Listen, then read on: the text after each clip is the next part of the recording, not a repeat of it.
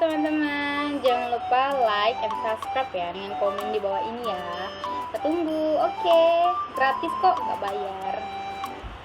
Kali ini saya akan memperkenalkan diri saya dulu. Perkenalkan, nama saya Ratna. Saya dari kampus IN Pontianak. Saya dari prodi PGMI atau biasa disebut Pendidikan Guru Madrasah Ibtidaiyah. Sehubungan dengan cuaca masih hujan, saya mohon maaf ya jika kedengaran hujannya. Kali ini saya akan menjelaskan tentang materi model pemikiran gerak atau movement education.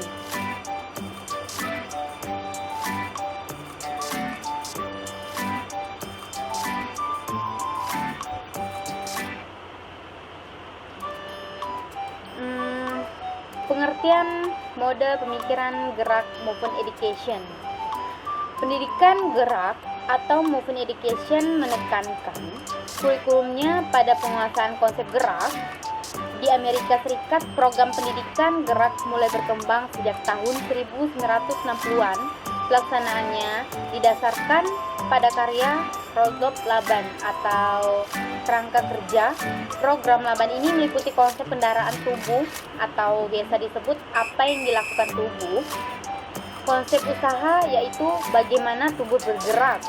Konsep ruang atau di mana tubuh bergerak, dan konsep keterhubungan atau hubungan apa yang terjadi.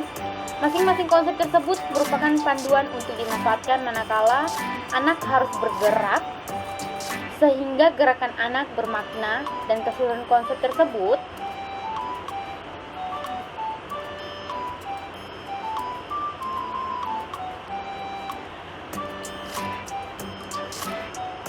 pendidikan gerak atau movement education adalah sebuah model pembelajaran dalam penjas yang menekankan pada pengajaran konsep yang berkomponen gerak. Berbeda dengan model pelajaran penjas yang umumnya mengajarkan berbagai cabang olahraga dengan seluruh teknik dasar, peraturan, serta strateginya. Dalam pendidikan gerak, anak tidak diperkenakan dalam konsep dan komponen olahraga. Karena apa?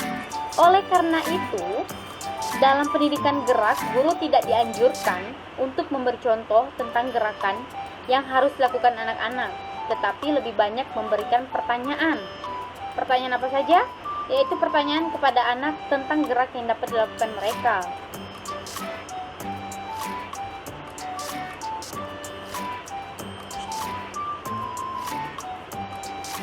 Hal itu berlangsung demikian. Karena apa? Karena dalam pendidikan gerak tidak dikenal apa yang disebut teknik dasar, sehingga guru tidak perlu memberi contoh atau demonstrasi tentang gerak yang dianggap benar. Justru anak seharusnya mencari sendiri atau mengeksplorasi atau mengeliminasi gerakan yang mampu dipikirkannya dalam melakukan sesuai dengan kemampuan sendiri, tanpa harus dibandingkan dengan gerakan dari anak-anak yang lain. Karena biasanya orang tua banyak tidak mau anaknya terlalu bermain atau bergerak, karena mereka selalu berpikir seperti ini: jika anak saya banyak bermain, anak saya lupa dengan belajar. Karena apa? Oleh karena itu, para ahli menyebut bahwa model pendidikan gerak lebih bersifat eksploratif, karena lebih mengarahkan anak-anak untuk mencari sendiri atau bereksplorasi terhadap gerak yang mampu dipikirkannya, dan ditantang untuk mampu mengubah dan mengembangkannya juga sesuai dengan kemampuannya sendiri. Semakin banyak yang semakin variatif atau kreatif menemukan dan mengembangkan gerakannya, maka semakin baik manfaat pembelajaran bagi mereka. Tujuan kegiatan belajar mode pendidikan gerak. Tujuannya apa sih? Tujuannya adalah dalam mode pendidikan gerak ini, siswa akan didorong untuk mampu menganalisis tahapan gerakan ketika mengiring bola basket. Misalnya seperti menemukan posisi yang tepat ketika berada dalam permainan. Telah mengusulkan suatu kurikulum terpadu yang mengajarkan pada siswa hubungan antar gerak yang dapat dipelajari dengan berbagai kegiatan pendidikan jasmani. Dalam pengembangan kurikulum pendidikan gerak, keseluruhan konsep itu dimanfaatkan dan dielaborasi serta menjadi wahana bagi anak untuk mengeksplorasi kemampuan geraknya. Termasuk jika ke dalam kurikulum tersebut dimasukkan beberapa orientasi, kecabangan olahraga seperti senam atau permainan, bahkan dansa sekalipun. Di bawah ini akan diuraikan ruang lingkup kurikulum pendidikan gerak yang diorientasikan melalui permainan pendidikan dan senam kependidikan. Tujuannya apa sih? Tujuannya dari pendekatan ini terutama adalah untuk meningkatkan kuantitas dan kualitas gerak secara terampil, efisien, efektif pada situasi yang terancam maupun yang tidak terancana, meningkatkan pengertian dan kesenangan terhadap gerak baik sebagai pelaku maupun sebagai penonton, meningkatkan pengetahuan dan penerapan pengetahuan tentang gerak manusia. Selanjutnya yaitu kelebihan dan kekurangan gerak SD di mode pendidikan gerak atau movement education. Kelebihan untuk anak di jenjang SD mode pendidikan gerak yaitu kelebihan pendidikan gerak yang bukan hanya memberikan kerangka dasar untuk pendidikan jasmani, tetapi juga menjadi dasar sebagai seluruh proses pendidikan umum. Pendidikan gerak tetap dipandang perlu untuk diterapkan dan diperkenalkan di Indonesia sebagai fondasi penerapan Penjas yang lebih menekankan pada pengembangan menyeluruh dari anak yang meliputi perkembangan kognitif, perkembangan fisik, serta perkembangan afektifnya. Selanjutnya, kekurangan untuk anak di jenjang SD itu terkadang orang tua tidak begitu memahami dan dengan makna bermain karena orang tua selalu berpikiran jika anak banyak bermain, maka dia kurang belajar. Tapi itu salah total. Seorang anak, mereka selalu menginginkan anaknya untuk aktif belajar supaya menjadi anak yang pintar. Mereka tidak tahu bahwa sesungguhnya aktivitas bermain juga merupakan sarana pembelajaran bagi seorang anak, seperti yang diungkapkan oleh Meike dan Teja Saputra, bahwa lewat aktivitas bermain akan bermanfaat bagi Jurnal Pendidikan Jasmani Indonesia dalam pengembangan aspek fisik, motorik, kasar dan halus, aspek sosial, aspek emosi atau kepribadian maupun aspek kognisinya. Contoh mode pendidikan gerak movement education. Pada dasarnya, pelaksanaan mode pendidikan gerak adalah penggabungan antara gerak dasar, fundamental, dengan konsep gerak.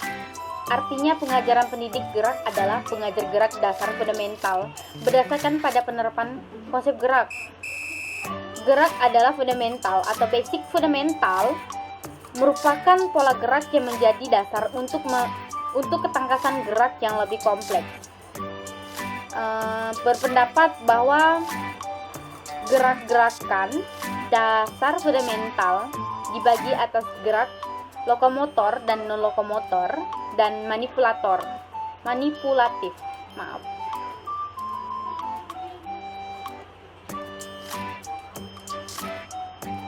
Contohnya seperti kemampuan lokomotor. Apa sih kemampuan lokomotor? Lokomotor adalah pelaku gerak memindahkan tubuh dari satu tempat ke tempat yang lain.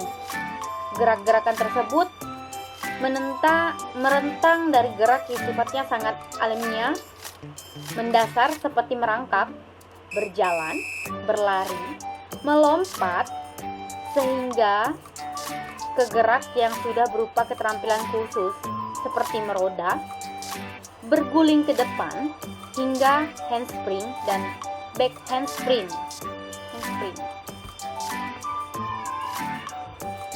Contoh selanjutnya yaitu kemampuan non-lokomotor.